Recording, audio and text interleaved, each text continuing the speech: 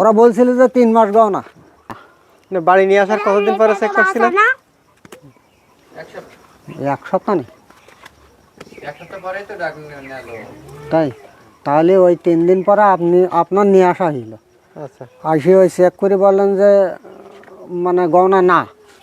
তারপরে আপনি ওই যে একটা ওষুধ দিলেন, দিয়ে বললেন যে এই ওষুধটা খাওয়ালে তাড়াতাড়ি ডাক আসবে। তো আপনি চলে যাওয়ার পরের দিন কি ডাক নিলেন, ডাক নিলিস তখনই আপনার ওই ফোন দিয়ে আসলে আপনি বীজ দিলেন।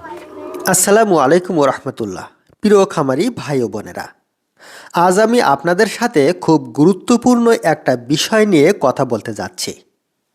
আমাদের দেশে গরু কেনাবেচার সময় সবচেয়ে বেশি যে ধোঁকাটা হয় সেটা হলো বিক্রেতা গরুকে গাভীন বলে বিক্রি করে, কিন্তু বাড়ি এনে দেখা যায় গরু গাভীন না। আপনার সাথে বা আপনার আশেপাশে এমন ঘটনা কি হয়েছে? হয়ে থাকলে এই ভিডিওটা শেষ পর্যন্ত দেখুন, কারণ আজ আমি আপনাদেরকে বলবো কিভাবে ধোঁকা দেওয়া হয়, গরু গাভীন কিনা বোঝার সহজ উপায়, কেনার আগে কি কি প্রশ্ন করবেন, আর প্রতারিত হলে কি করবেন, কেন এই ধোঁকাটা বেশি হয়। বন্ধুরা, গাভীন গরুর দাম সাধারণ গরু চেয়ে 30 থেকে 60 হাজার টাকা পর্যন্ত বেশি হয়। এই লোভটাই কাজে লাগায় কিছু অসাধু বিক্রেতা।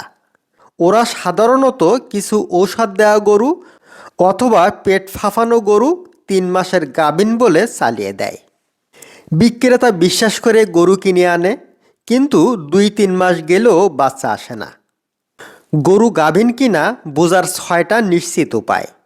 শুধু চোখে দেখে বিশ্বাস করবেন না। পেট বড় হলেই গাভীন না। অনেক সময় বেশি খাবার খেলেও পেট বড় হয়। দুধের বাট পরীক্ষা করুন। গাভীন গরুর বাট শক্ত না, খুব নরমও না, হালকা ফোলা ও উষ্ণ। অস্বাভাবিক শক্ত হলে সাবধান। গরুর বয়স জিজ্ঞেস করুন। 2 বছরের কম বয়সী গরু হলে বেশিরভাগ সময় গাভীন হয় না। শেষ বাচ্চা কবে জিজ্ঞেস করুন। বিক্রেতা যদি বারবার কথা ঘুরায়, সঠিক তারিখ বলতে না পারে, সতর্ক হন। হাঁটার সময় দেখুন। গাভী গরু সাধারণত ধীরে হাঁটে, পেছনের অংশ ভারী লাগে। প্রাণী চিকিৎসক ছাড়া কিনবেন না। সবচেয়ে গুরুত্বপূর্ণ কথা, 1 থেকে 2 হাজার টাকা খরচ হলেও প্রাণী চিকিৎসক দিয়ে পরীক্ষা করান।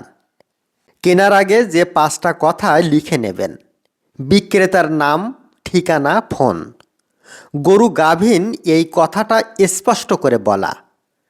কয় মাসের গাভীন লেখা। গাভীন না হলে টাকা ফেরত এই শর্ত।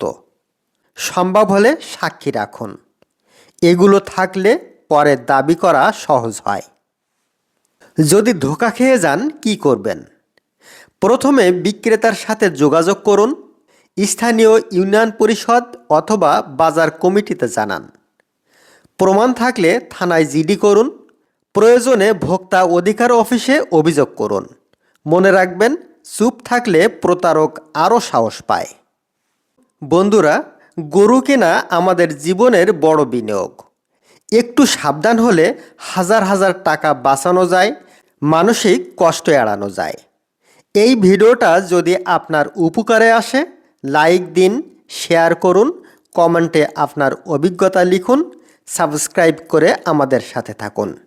পরের ভিডিওতে কথা হবে আবার। ততক্ষণ ভালো থাকুন, সুস্থ থাকুন। আল্লাহ হাফিজ।